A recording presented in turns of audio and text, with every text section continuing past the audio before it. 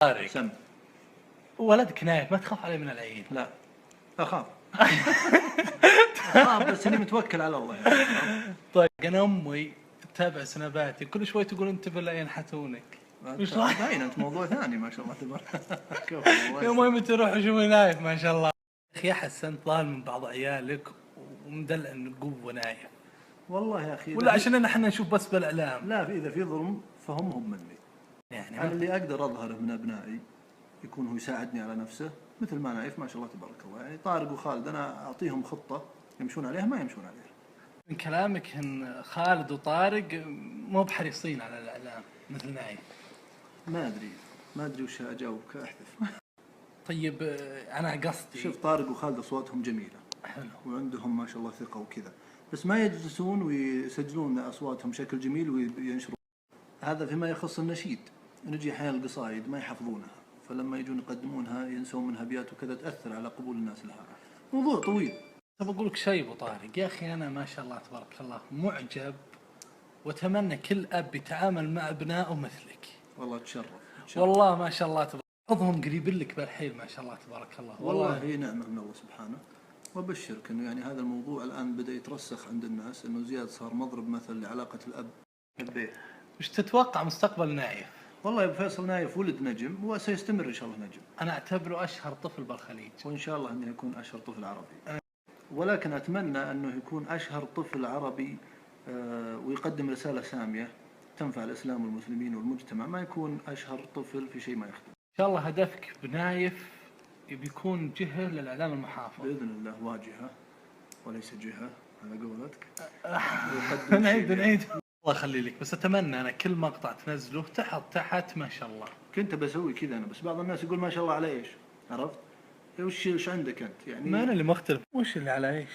ما أنا اللي أقوله. عطنا اسم رباعي هالحين أجي. بيض الله وجهك. لا أنا طبعا هذول الفئة من الناس اللي يحاولون دائما إنهم يكسروا من الجديف وينتقدون.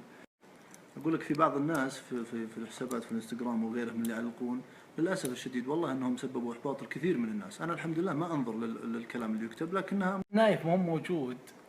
نبي ننشد أنا وياك العلم نور المدارس. أنا بصير نايف وأنت تصير إيش رأيك؟ والله ترقبوا كلبنا. العلم نور المدارس والمرجلة بالمجالس. الطيب يا أبوي منكم لغة والعلم عنكم ما يذكر إلا الجزيل. بالدين حنا اهتدينا لا تحسبنا نسينا عن سكته ما نميل. طافة حنا الأدب والثقافة أحلى من السلسبيل. لكن اليوم انزحلنا يا ويلهم وانجح. الله عليك الصراحة إنه عمل نجح وضرب بس اللي يرضي الجمهور هو موجود. ما شاء الله. أما لا قال الثقيل الثقيل. بسم الله. تفتخر إنك شاعر؟ لا والله ما أفتخر إني شاعر. حوك لا تمزح. لا والله صحيح، أنا أفتخر بالمبدأ، أفتخر بالقيم، بالشيم، بالدين، بالمحافظة. طارق الشعر ويكون الكلام اللي قلته. الشعر يا طويل العمر وسيلة وليس غاية، يعني مثل السيارة اللي تركب عليها تقدر تروح عليها طريق الشر وتقدر تروح لمكة. يا الله وجهك يا القناعة ذي أكيد إنك طلعت بالشعر ولا؟ أشعار. الشعر ما عمره رفع قيمة إنسان، أما نقص من قيمته ما يزيده، لا هو بلا سنة ولا هو بقرآن. هذا كلام الناس حنا نريده. أنا ناظر قصايدك والملاحظات وتكفى بس نبي تمشي مشي. هذه قصايد إن شاء الله تسمعونها في يوم من الأيام. ولا طلعت للجمهور للحين ذولي؟ لا أغلبها ما طلع. ماني بحب ترك مصور نص وجهي. احلف اصبر. ماني بحب أقول أنا فزت بالشعر، أحس ما فيها المثلي إضافة. المرجلة يا أهل الشعر ما لها سعر، ومقارنة هذه بهذه سخافة.